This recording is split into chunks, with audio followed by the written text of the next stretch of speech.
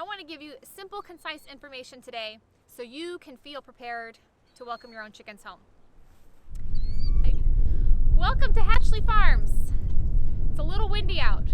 We have a nice sunny day. It's going to get a high of 60. I'm so excited for some warm weather.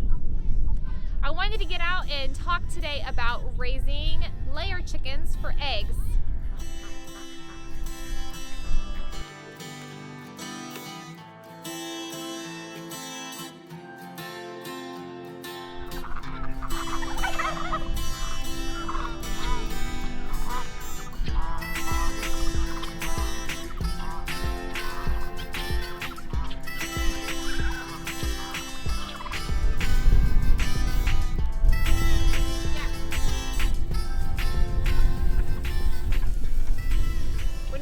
Raising chickens about 8 years ago, there was so much information out available to consume, and it was a bit overwhelming. So I want to talk about three things today. The first one is shelter and bedding. You need a coop, which is a enclosed shelter, and you need a run, which is a safe place for your chickens to get outside. Your coop can be a pre-made chicken coop you buy at Tractor Supply or some other farm supply store. It can be a section of your barn or shed or garage that you enclose and then cut a little door to the outside. It can be some other random crate you have in your storage shed that you can pull out and cut a door in. I always advocate for using what you have first to make it simple.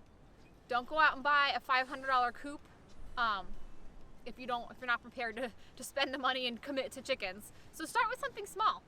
If it doesn't work, then go out and buy the coop. If you're not handy and that's overwhelming, then buy the coop. Think through what's going to work best for you, what's going to feel the least overwhelming but the most efficient for your family.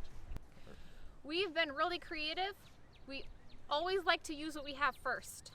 While we have bought a pre-made chicken coop and run in the past, we have taken an old TV console hutch and put a little structure on it and turned that into a chicken run. We've taken random pellet boards and closet shelving to put together a coop.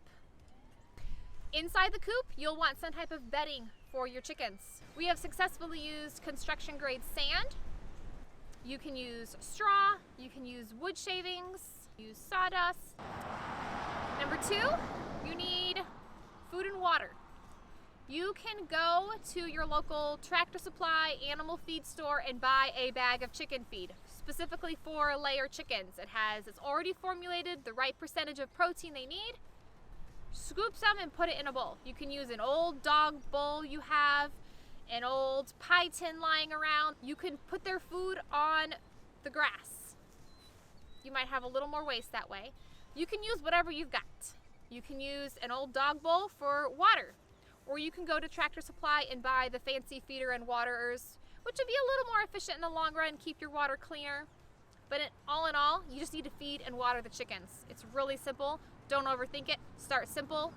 Graduate to something fancier when you feel ready. Number three, you need security. So know what kind of predators are in your area. Is your backyard fenced in? You're probably safe from random dogs coming into your yard. No matter where you live, you're probably going to have aerial predators. So when you set up your run, this is the outside portion that's going to connect to your chicken coop. So they can go inside when there's bad weather, and they can come outside and get fresh air, sunshine, ideally eat bugs and grass. So this run, this outside portion, needs to be ideally fenced in for their safety. You can do a permanent fencing with posts and chicken wire. You can use Premier One's electric fence, which is super convenient, easy to use. We love using it. We've used both options in the past. They both work well. But regardless, you're going to want to be alert for aerial predators. So hawks that are flying over, owls at night, animals that can climb over your run and get through the top. So you're probably going to want to have it covered on top, unless you know it's safe during the day and you plan to lock your chickens up and lock the door at night and then let them out every morning. So you want to have a safe enclosed area for them to come out.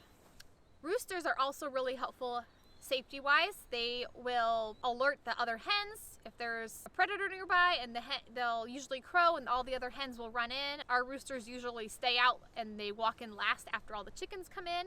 We interact with our chickens on a daily basis. Our roosters are never mean to us because they're just used to us. I know some roosters can be mean, but we let our 2-year-old run around the rooster and he has never harmed her. Be safe in what you do, but if you interact with them on a daily basis, they're generally pretty friendly. So those are my 3 basics for raising your own chickens. I will make some follow-up videos going a little bit more in depth in each of these 3 steps. I want you to feel like you can watch this video and be prepared to go get your own chickens today or tomorrow and be prepared to raise them. I want it to feel easy and simple.